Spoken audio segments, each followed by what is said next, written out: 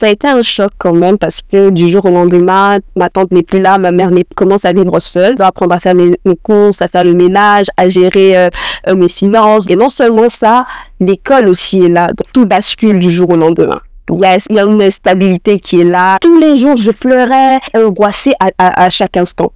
Elle me dit, tu sais, ce problème-là, c'est pas moi qui vais le régler. Tu as besoin d'un psychologue. Je vais prendre un rendez-vous avec la psychologue thérapeute. Quand je commence avec elle, c'est là que je me dis, toi là, plus jamais. Je suis allée sur YouTube chaque soir. Quand je ressentais une émotion, je tombais sur des vidéos du pasteur Ivan. Il y avait toujours une vidéo de lui qui ressortait dans mes recherches. Donc j'ai commencé à suivre et c'est devenu comme ma thérapie.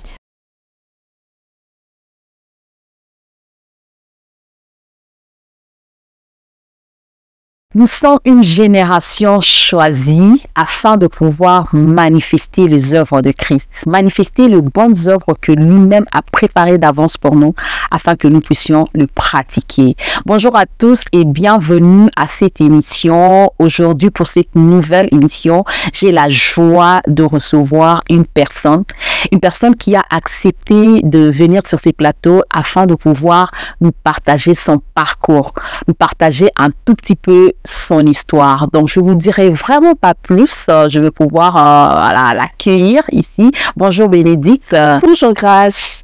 Comment tu vas? Je vais très bien, merci. Et toi? Ouais, moi aussi, je vais super bien. Déjà, merci d'avoir répondu à notre invitation. Ah, je t'en prie. Merci à toi de m'avoir invité dans ce beau cadre. Vraiment, c'est un plaisir. C'est un plaisir. Et aujourd'hui, tu es là parce que tu veux véritablement nous partager un tout petit peu ton parcours. Yes. Ton parcours, ton arrivée ici au Canada, ton parcours en général, que ce soit au niveau de ton intégration ici, en tant qu'un pays froid, si on peut le dire, glacial, et aussi ton parcours au niveau académique et ainsi de suite. Comment tu as vécu ton arrivée, comment tu as vécu ton intégration au niveau de l'université. Vraiment, on a hâte de t'entendre. Ok, merci. Donc du coup, moi, faut savoir que j'ai décidé depuis assez très jeune, moi, j'irai au Canada. Et donc, c'est justement en 2019 que j'atterris ici pour des raisons académiques. Donc, je suis venue poursuivre mes études en communication et politique à l'Université de Montréal. Et quand je suis arrivée, tout allait bien. L'intégration, mes démarches administratives se sont bien passées par la grâce de Dieu. Et j'ai eu la grâce que ma mère puisse l'accompagner. Et donc, j'étais avec elle. Et pour mes premiers pas, nous étions chez ma tante, que je salue en passant, Tata Karine. Et c'est elle qui m'a justement montré les premiers rudiments, qui était avec moi, qui m'a accompagnée. Donc, je veux dire, une partie de mon intégration a été assez facile parce que j'étais à ses côtés. Donc, ma raison ici au Canada a été d'abord pour mes études. Pour les études. Donc, tu arrives en plein hiver, tu as dit novembre 2019, c'est ça? On est un peu en été, fin automne, début hiver, oui. Il y a un froid assez glacial, tu sais, tu viens d'un pays assez chaud, donc le climat que tu rencontres, forcément, ça te frappe, en fait. Je sors de l'avion, je sens que c'est comme si je rentrais dans un congélateur, en fait. Ouais. Mais c'est ça. Ok. Et donc, tu arrives. Là, si je fais les premiers mois, tu es en famille, tu es avec ta mère, tu es avec ta tante. Et qu'est-ce qui va s'y passer? Est-ce que, parce que la maman ne va pas rester tout le long de tes études, elle doit retourner. Alors, comment ça évolue? Comment tu as pu arriver quand tu quittes chez ta tante, tu trouves un appartement? Comment tu as vécu ce temps-là où, tu es maintenant seule face à cette réalité-là, du froid, de la vie, il fallait tout connaître en même temps. Comment tu vis ça? En fait, il faut dire que ça a été un choc quand même parce que du jour au lendemain, ma tante n'est plus là, ma mère n'est plus là. Je commence à vivre seule, toute seule. Je suis mon papa, je suis ma maman. Je dois apprendre à faire mes courses, à faire le ménage, à gérer mes finances. Donc vraiment, tu te retrouves à faire tout toute seule.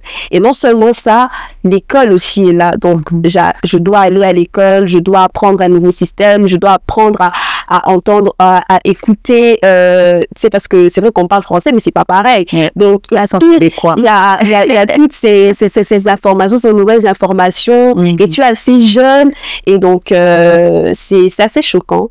Mais bien que je voulais venir, j'étais excitée, j'avais la joie, mais il y a quand même ce choc quand on arrive et que tu commences toi à vivre seul. Donc tout bascule du jour au lendemain. Il y a une instabilité qui est là, donc c'est pas évident. Ok, d'accord. Et les débuts, c'est les débuts du cours. Est-ce que c'était directement où il y avait comme un temps où tu arrives, tu te reposes et puis tu reprends, tu commences le cours?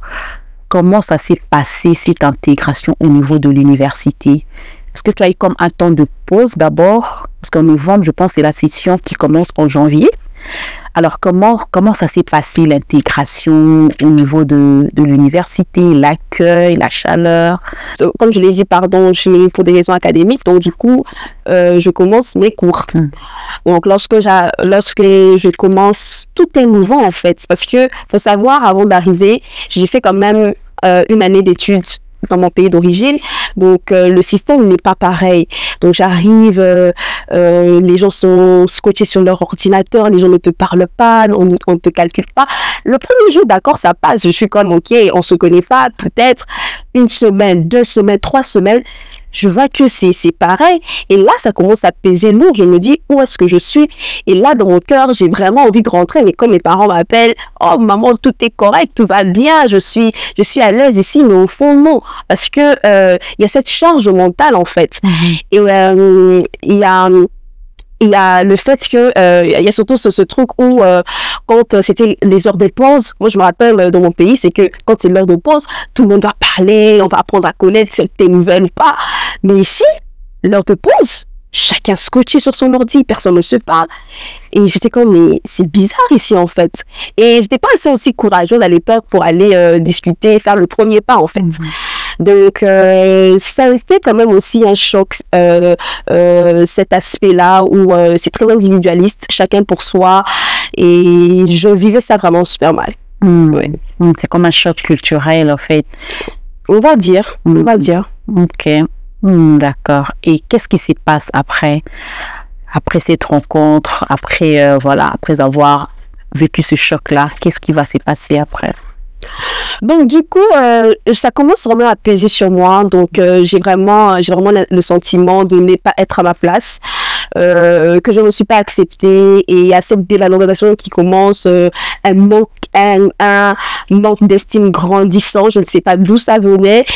À cette époque-là, je savais pas d'où ça venait. Je sens un vide, une tristesse immonde. Donc, c'est que tous les jours, je pleurais, à peine je dormais. Donc, j'étais angoissée à chaque instant. Et je me rappelle, il y a une journée, il y a un de mes profs qui fait appel à une conseillère d'orientation qui va donner une conférence justement ce jour-là, comment étudier, comment faire les choix. En fait, elle parlait de tout plein de choses. Et elle va me donner un exercice, c'était d'écrire ses forces, ses faiblesses, pourquoi on a choisi le programme, où est-ce qu'on se voit dans la vie, qu'est-ce qu'on compte faire, qu'est-ce qu'on compte réaliser. Il y avait beaucoup de questions en fait existentielles. Donc moi, quand je prends cette feuille-là, j'étais capable que d'écrire mes défauts. Et quand je regarde mes qualités, j'étais même pas capable de donner une seule qualité. Et là, j'étais là, je regardais la feuille, et les larmes commençaient à couler. J'étais dans la salle, les larmes coulent. Et là, du coup, je faisais semblant, je me disais, c'est comme si quelque chose qui rentrait dans mon œil et tout. Tu vois, tu n'as pas envie que les gens te voient, en fait. Et donc là, quand on finit l'exercice, elle demande à ce qu'on se retrouve en groupe de 10 pour échanger avec les collègues. Et donc moi, mon papier, il est vierge, et je regarde ceux à part la section défauts, je regarde le papier de mes collègues, ils sont remplis, ils ont écrit, ils ont noté. Et donc là, il fallait partager, chacun partageait, oui, moi j'aime ça, je serai politicien demain, oui, je veux ma boîte, tout, chacun parlait. Et moi, j'avais rien. Donc ce que j'ai fait, après qu'ils aient parlé, comme j'étais la dernière, je pense, si je ne me trompe pas, j'ai juste repris ce qu'ils ont dit, et j'ai aussi partagé et tout ça. Mais après, je me suis sentie super mal. À un moment, je me disais, pourquoi j'étais incapable de remplir ces feuilles? Pourquoi je suis ici? Je voulais être ici. Je voulais faire, je voulais faire moi ce que je suis en train de faire, en fait.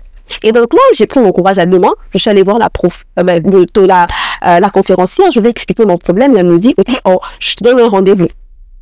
bon, c'est ce qui arrive. Je vais la rencontrer. Et quand j'expose mon problème, elle me dit, oula, ton problème n'est pas dans mes cordes, ce ne sont pas dans mes capacités. Ce dont tu as besoin, parce que je me rappelle le jour-là, dans son bureau, en train de lui parler, je pleurais même tellement là. Et donc, du coup, elle me dit, tu sais, ce problème-là, c'est pas moi qui vais le régler. Tu as besoin d'un psychologue. Donc, je vais te recommander un psy. Donc, du coup, c'est comme ça qu'on entreprend les démarches justement pour pour que j'ai une rencontre avec un psychologue. Donc là, j'ai ma rencontre avec le psy.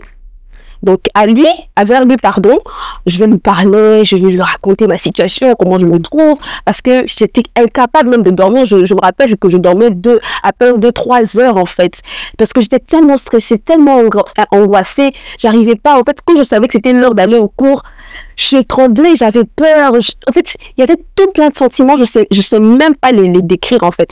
Et là, lui va me dire, tu sais, quelque part, c'est normal ce que tu es en train de vivre parce que tu viens d'un pays assez chaud et tu arrives ici, il fait hyper froid, il y a ce choc climatique, il y a le choc culturel où tu es dans un pays chaleureux, ici les gens sont individualistes dans leur coin, c'est normal. Il me calmait un peu, il me dit, tu sais, tu viens d'un pays où il y a le soleil actuellement, ici il n'y a pas de soleil, ça joue sur les émotions et il était en train de justifier un peu ce que j'étais en train de ressentir. Et moi je suis comme, oui, c'est ça, il me dit, à la fin, ce que tu es en train de vivre, c'est un stress aigu. J'étais comme, un stress aigu? C'est quoi le stress aigu? Et c'est là qu'il a un peu m'expliqué en fait les symptômes que tu as, le fait de pas dormir, cette angoisse qui est là constant et tout, parce que j'étais tout le temps angoissée en fait. L'école m'angoissait, tout m'angoissait. C'était invivable en fait. Mais quand on m'appelait chez moi, j'étais comme, ah oui, tout va bien, je gère, c'est beau, c'est chill en fait. Mais j'avais juste hâte de rentrer, mais je ne voulais pas dire ça. Et donc là, il a recommandé de prendre des somnifères, de faire des exercices d'inspiration, expiration. J'avais, je pense, 5 séances avec lui. Et c'est vrai que l'inspiration, expiration m'aidait quand même, mais c'était pas trop ça. Mais j'étais quand même attachée à lui parce que je lui parlais. Et là, il va me dire, tu sais, ma séance avec toi est finie. Parce qu'avec moi, tu as droit à 5 séances. Là, je vais te recommander. Pour ton cas, maintenant, tu dois te rediriger vers une psychologue thérapeute. Parce que c'est elle qui va continuer, en fait, ton suivi. Donc, ce que je vais faire, je vais prendre un rendez-vous avec la psychologue thérapeute. Quand je commence avec elle, c'est là que je me dis, toi, là, plus jamais. En fait, pourquoi plus jamais? Parce que tout ce que je veux raconter, ou autrement, il me donnait quand même des choses à faire. Mais toi, ce que je te raconte, les réponses, la solution que tu m'apportes, en fait, je comprends même pas, en fait. Tout ce que tu me dis, en fait, c'était comme du loup. En fait, c'était comme le charabia, si on peut le dire. Je sais pas ce que ça signifie, mais tout ce que tu me dis, c'est nul, en fait. Et quand je sors de son bureau, je dis intérieurement, moi, je ne viendrai plus jamais ici parce que je gaspille de l'argent. Il faut savoir que je payais une séance. Et je me dis, ici, là, je ne viendrai plus jamais. Donc, je ne sais pas comment je vais faire, mais je vais trouver une solution. Donc, ça, c'est vraiment mon état émotionnel et tout dans lequel j'étais. Donc, tu arrives, on détecte un stress aigu. Exact. Et tu vis des angoisses, tu vis la panique, tu vis la peur, tout ça là. Et est-ce que le cours avait comme déjà commencé? Quelques cours, peut-être que oui. Ok, mais comment ça a évolué? Comment tu es arrivé à bon, je ne sais pas si je vais dire sortir de ça, mais comment est-ce que tu as pu évoluer pendant ces temps-là? Ok. Il faut savoir que là, on est dans les 2 premiers mois. On reprend le cours généralement en janvier, donc on est en janvier, février. Et donc là, je suis en train de faire ce processus-là. Et quand je finis avec cette psy-là, je me dis, Seigneur, tu sais quoi, avec toi, j'arrête. Et donc, là, du coup, je me suis dit, là, j'ai arrêté avec la psychologue, qu'est-ce que je fais? Je suis allée sur YouTube.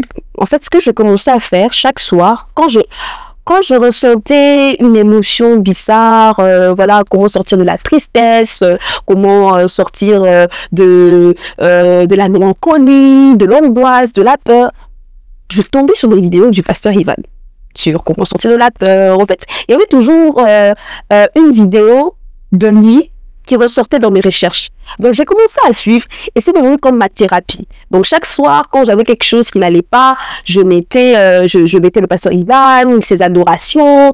Donc, c'est ça, en fait, qui commençait quand même quelque part à me calmer, à m'apaiser.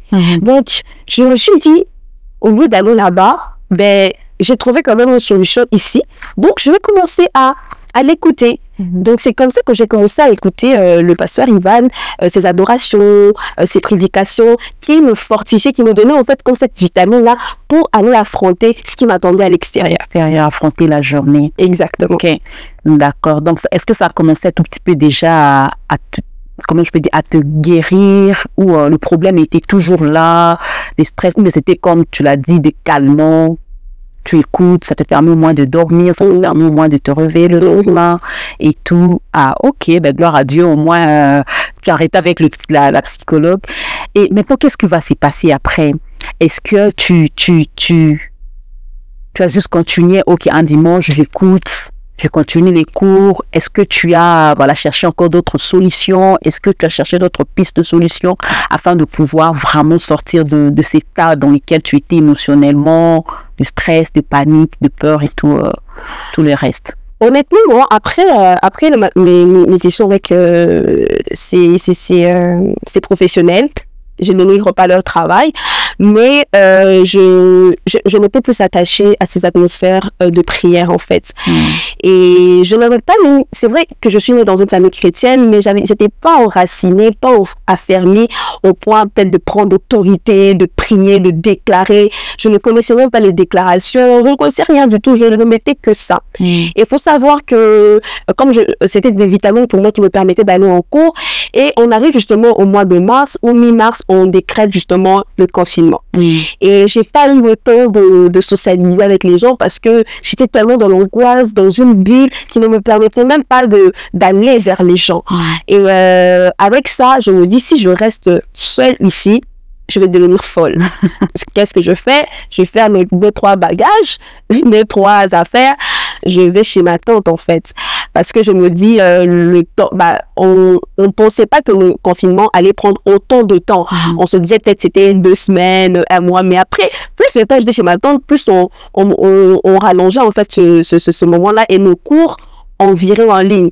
Donc, c'est-à-dire que déjà qu'en ligne, on se voyait pas, on n'était pas obligé de mettre la caméra, donc qui fait que j'ai encore sombré un tout petit peu dans la solitude. J'avais pas des vis-à-vis. Ma papa était là, mon cousin était là, mais des gens comme moi qui vivaient cette situation, je n'en avais pas. Donc, qu'est-ce que je fais? Je me réfugiais toujours dans les vidéos que je tombais, que je regardais justement du pasteur Ivan. Et ce jour-là, c'est comme, je vais dire, c'est le début justement de comme ma délivrance, on va dire. C'est que c'était le 19 avril 2020. Je regarde encore un culte de ICC parce qu'il faut savoir que à l'époque, j'avais pas encore intégré l'église et je circulais des fois sur YouTube et tout. Où est-ce qu'il y avait un live, je regardais. En fait, je suivais les cultes à la carte en fait. C'est que un sujet m'intéresse, je regarde et tout. Et ce jour-là, il parlait justement des chrétiens tièdes et je m'étais reconnue dans ses propos. Et je vais jamais oublier l'exemple qu'il avait donné parce qu'il parlait de Eutychus dans cette prédication là où il disait qu'il était assis entre l'intérieur et l'extérieur. Lorsqu'il s'est assoupi, il est tombé, il est mort. Il y a une chance, on va dire chance pour lui, mais Paul était sur ce passage qu'il a vu et qu'il a ressuscité, si je ne me trompe pas de l'histoire. Mais sinon, c'est ça qui m'a comme ouvert les yeux. C'était comme un réveil pour moi. Et je me suis sentie concernée par ça parce que je m'identifiais au type de chrétien qu'il était en train de décrire. Et à la fin, il va dire, pour ceux qui veulent revenir à Jésus, toi qui as donné ta vie il y a longtemps, pour ceux qui veulent donner leur vie à Christ. Et c'est comme ça que moi, je vais faire le choix de redonner ma vie à Christ et de remplir le formulaire justement qui a été fourni justement par l'église quand je regardais. Et contre toute attente, la semaine qui va suivre, je m'attendais vraiment pas. Moi, je pensais que j'ai juste rempli le formulaire comme ça, mais oh mon Dieu, la semaine qui suit, on m'appelle, il y a un numéro inconnu On m'appelle. Au bout du fil, c'est « Oh, je suis la conseillère de ICC et tout. » Je suis comme « Oh, vraiment ?» Ils m'ont appelé. Et il s'avère que cette personne, au bout du fil, ben, c'était toi. Et donc, vraiment, ça a été pour moi une joie. En fait, je me suis sentie considérée parce que je me dis généralement dans ce genre de choses tu remplis le formulaire et puis on va t'oublier et tout, mais là je remplis un formulaire et ils sont pas ici à Montréal, ils sont à Paris. Pour moi ça allait se perdre, je sais même pas où, quelque part en fait, mais on m'a considéré, on m'a appelé. Et moi, ça a été une manifestation de l'amour. Pour quelqu'un, ça veut rien dire, mais pour moi, c'était important en fait. Ok, donc tu reçois cet appel. Yeah. Cet appel qui a, je peux dire, c'était comme tu l'as dit, un début d'un cheminement, d'un parcours encore, d'une histoire qui va commencer. Et qu'est-ce qui va se passer après l'appel? Qu'est-ce qui va arriver après? Je me rappelle, effectivement, comme tu l'as dit, c'était moi. Tu avais eu au bout du fil. Et déjà, en te parlant, on pouvait déjà sentir quelqu'un qui voulait l'église. Yeah. On pouvait déjà sentir quelqu'un qui avait besoin de quelque chose, qui cherchait quelque chose en fait, qui cherchait une personne simplement avec qui parler, qui cherchait vraiment à socialiser. Et donc là, c'est là que tu vas rejoindre, je pense, l'église locale, après ces temps d'échange. Yeah. Alors, comment tu l'as vécu, ton arrivée à l'église, comment ça va se passer? En fait, comme je te dis, l'appel a été pour moi vraiment comme une réponse au Seigneur parce que je connaissais déjà les chants d'ICC avant d'être à ICC. J'étais là. C'est comme, j'avais comme cet ADN qui... J'avais déjà embrassé l'église. J'avais embrassé l'église. Exactement. Donc, quand j'ai eu cet appel-là pour moi, c'était comme, waouh, c'est vrai, tu as exaucé ma prière. Et mon intégration, justement, c'est toi qui l'as fait, en fait. Tu m'introduis au groupe des jeunes, tu m'introduis dans les formations, dans les familles d'impact. En fait, c'est toi qui as été comme ma porte, en fait. Tu vois, comme Pasteur Elon dit toujours, Dieu, quand il bénit, c'est pas toujours avec les biens matériels ou l'argent. C'est les personnes aussi qu'il envoie dans ta vie. Et moi, je crois aujourd'hui que tu as été cette bénédiction parce que je me dis, si tu ne m'avais jamais appelé, aujourd'hui, peut-être je serais pas là, je serais jamais venue à ICC, en fait. J'aurais continué à regarder mes cultes en ligne et puis, je sais pas, je serais peut-être ailleurs. Mais cet appel-là a été une confirmation pour moi qu'il fallait que j'intègre l'église, en fait. Ok, parfait. Je pense que je suis pas la seule qui a intervenu dans ta vie. Oui. Et comment ça a été ensuite l'intégration? Comment est-ce que, parce que dans ton témoignage, véritablement, tu évoques comment l'église locale même a été une bénédiction pour toi. En effet. Et comment ça va se passer la suite? C'est vrai que le devoir pour nous autres, c'était de t'amener et après, ça prend l'implication de la personne elle-même. Oui. Et comment ça s'est passé pour toi? Je pense que tu as dû commencer les formations. Qu'est-ce que tu as pu comprendre? Est-ce qu'il y a eu comme des changements, des transformations par rapport à ce que tu recevais à l'église? Est-ce qu'il y avait comme des nouvelles choses que tu apprenais et c'est venu changer un tout petit peu ou enlever le stress aigu que le psychologue avait comme à la diagnostiquer au début? Oui, effectivement. C'est que c'est vrai que tu n'as pas été la seule, mais au début, c'est la seule justement que je connaissais et le fait de m'avoir introduit justement à ces différents groupes, ça m'a permis justement de rencontrer d'autres personnes, d'autres jeunes et moi ce qui m'a marqué c'est lorsque je vais à l'église pour la première fois, quand on déconfine un tout petit peu, je découvre des jeunes embrasés. J'étais choquée de voir des jeunes qui prient, qui servent. J'étais comme, ah ouais, ça existe au Canada? Pour moi, c'était comme, oh mon Dieu. Et là, je me rappelle, je reviens encore le dimanche d'après. Je me rappelle que ce jour-là, je prie pas. Quand on dit de prier, moi, les gens ferment les yeux. Moi, je suis là debout, mais j'observe, je regarde les gens. Je dis, comment ils font pour parler ce langage, en fait, parlant en langue, tout le monde parlant en langue. C'est, mais je suis où ici en fait? Et par la grâce, exactement. Et par la grâce de Dieu, je vais intégrer un pôle, un département justement, et Dieu encore va me bénir avec une femme de feu, une femme exceptionnelle que j'aime mener.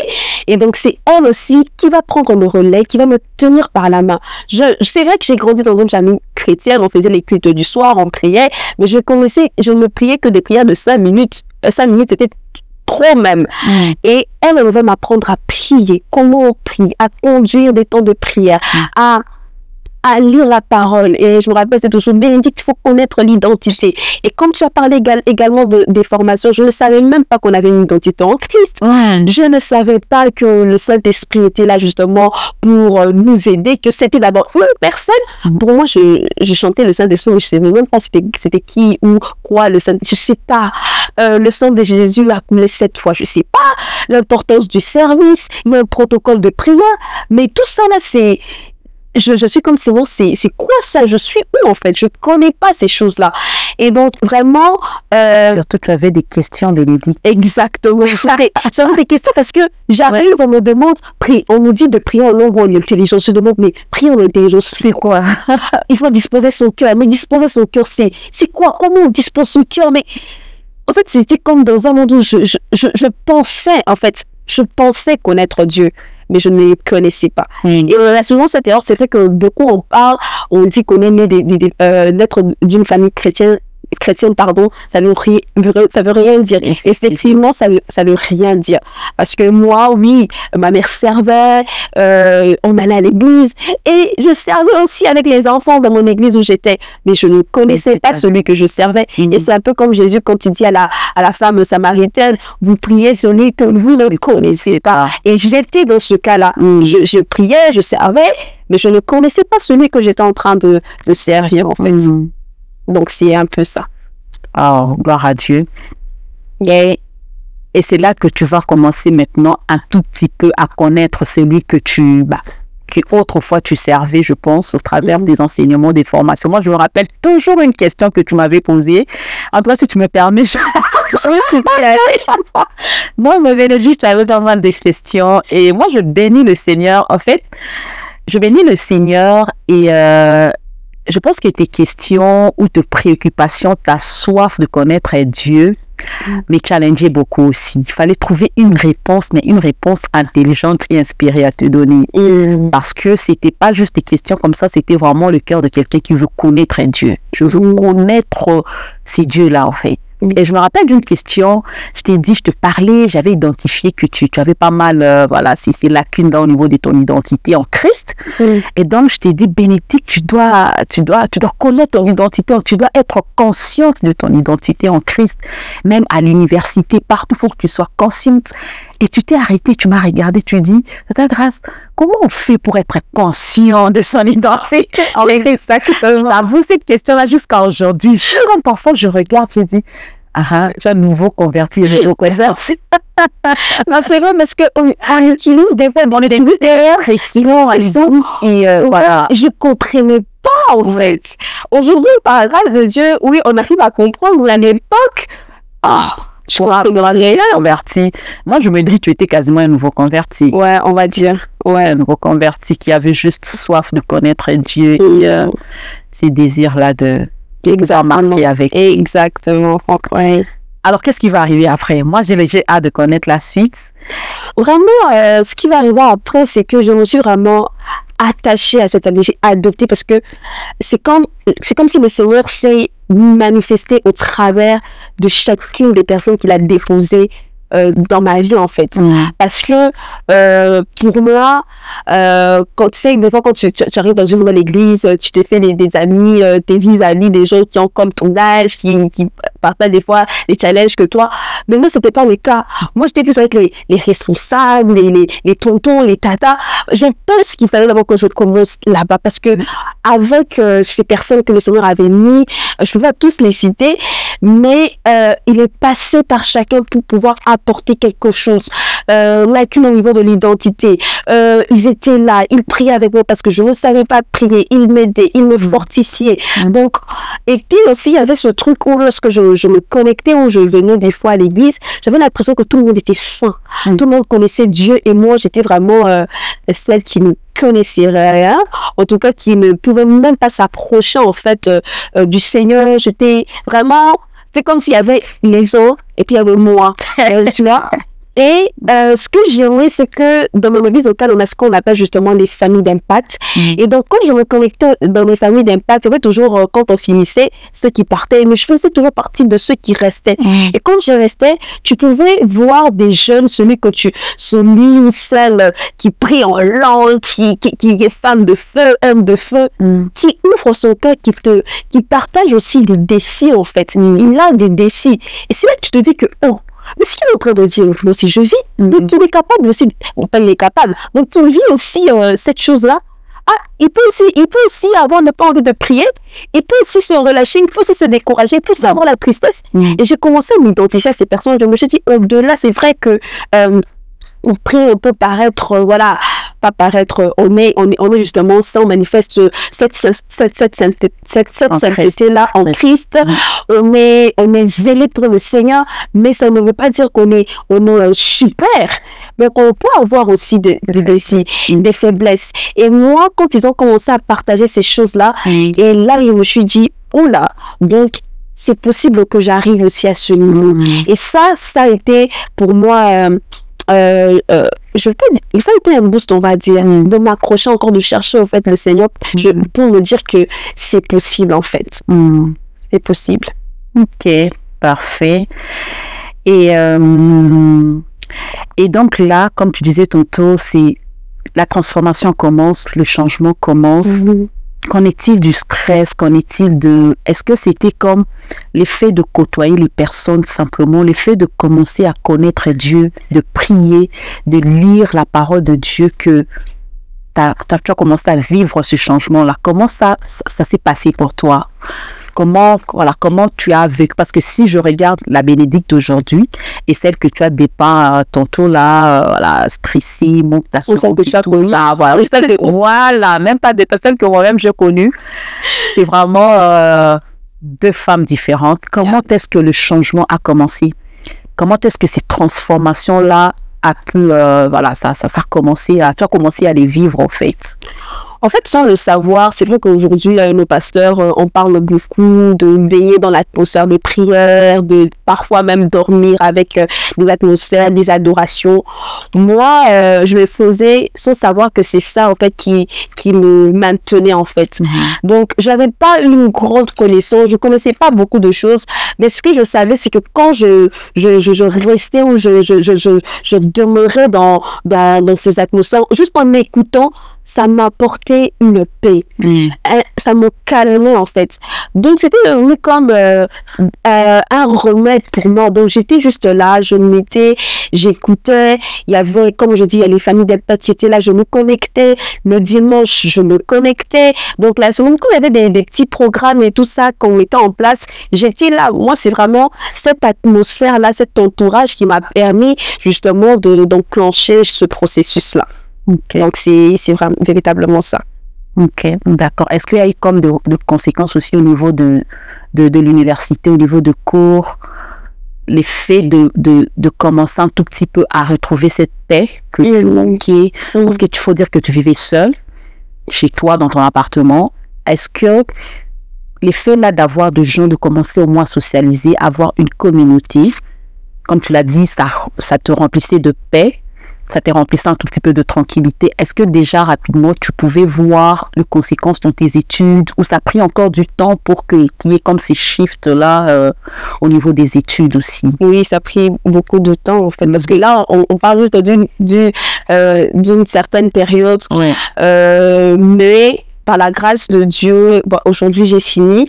Donc ça a été un processus en fait. Mais à cette époque-là, il y avait certes du changement, mais c'était pas trop ça. C'était pas trop ça. Ok, vraiment, je bénis le Seigneur. Mais sinon, quel conseil que toi tu donnerais? Aujourd'hui, on en parle. Parce qu'il y a beaucoup de jeunes qui viennent ici, des étudiants, il y a d'autres, même pendant qu'on est en train de faire cette émission, sûrement ils sont en train d'entreprendre des démarches pour pouvoir venir étudier ici. Et quel conseil que toi tu donnerais vraiment à une personne, qui un étudiant, un futur étudiant, ou qui est même déjà ici, qui est dans le milieu universitaire, ou peut-être qui passe par des défis là, de solitude, de stress, il faut dire que tu n'es pas la seule qui est passée par là aujourd'hui. C'est quelque chose, le fait de laisser sa famille, de laisser voilà, ses habitudes, de laisser sa culture et de venir embrasser d'autres habitudes, d'autres personnes, notre culture. C'est pas mal, comme tu disais tantôt, un choc que les personnes rencontrent. Ça peut être au niveau du climat, au niveau de la culture elle-même. Et quel conseil que toi tu donnerais à ces personnes qui viennent ici? En tout cas, moi, ce que je dirais vraiment d'abord, avant de rentrer justement dans conseil, quoi que ce soit, c'est que qu'ils ne sont pas seuls justement dans cette situation-là. De vraiment, surtout pour ceux qui sont ici, qui traversent ces défis-là, c'est vraiment de demander de l'aide. Parce que moi, je me rappelle lorsque c'était devenu ma deuxième session, parce qu'il y avait la première session, ici on a la première et puis la deuxième session. Ma deuxième session en automne, je vais rencontrer un prof qui était aimable, qui avait de l'amour à donner, et j'étais allée le voir aussi parce que des fois les cours c'était chaud, c'était compliqué. Il va me dire, tu sais, ton problème n'est pas individuel. Il va me dire comme ça, j'ai toujours retenu ce conseil. Il y a beaucoup d'étudiants dans la salle qui vivent cette chose-là, parce que moi, je vivais cela comme si c'était moi qui avais le problème. J'étais la seule qui vivait ça. J'étais la seule qui comprenait pas les cours. J'étais la seule qui pensait qu'il n'était pas intelligente. J'étais la seule qui pensait que j'allais échouer. Il m'a dit, non, tu n'es pas la seule. Il y a beaucoup qui sont dans ce cas-là. Mais ce qui est différent, c'est que toi, tu as eu le courage de venir m'en parler. Et à cause de ça, je vais t'aider. C'est lui qui m'a aidé. Il m'a appris à comment rédiger, à comment faire des recherches. Il a été comme un soutien pour moi. Il a dit, c'est bien de demander de l'aide. Donc, si tu es ici et que tu es et que la personne et que tu es dans cette situation-là, vraiment, demande de l'aide. Et je pense que dans chaque université ou chaque cégep, il y a des plateformes qui sont mises en place justement pour pouvoir aider. Et l'autre conseil que je dirais à quelqu'un qui s'apprête justement à venir, c'est vraiment de se préparer. C'est vrai qu'on a des rêves, on pense, on imagine, mais quand on arrive de voir la réalité, c'est pas ce qu'on imaginait, on est déçu. Mais il faut se préparer. Comment se préparer? Je sais que moi, à l'époque, je regardais quand même quelques vidéos, mais aujourd'hui, il y a des vidéos des étudiants eux-mêmes qui parlent de leur réalité. Tu peux regarder. C'est vrai que leur situation ne sera pas la tienne, mais le fait de chercher, de t'enquérir, ça va vraiment te préparer d'une certaine manière. Mais aussi, mon autre conseil, c'est vraiment de s'attacher au Seigneur.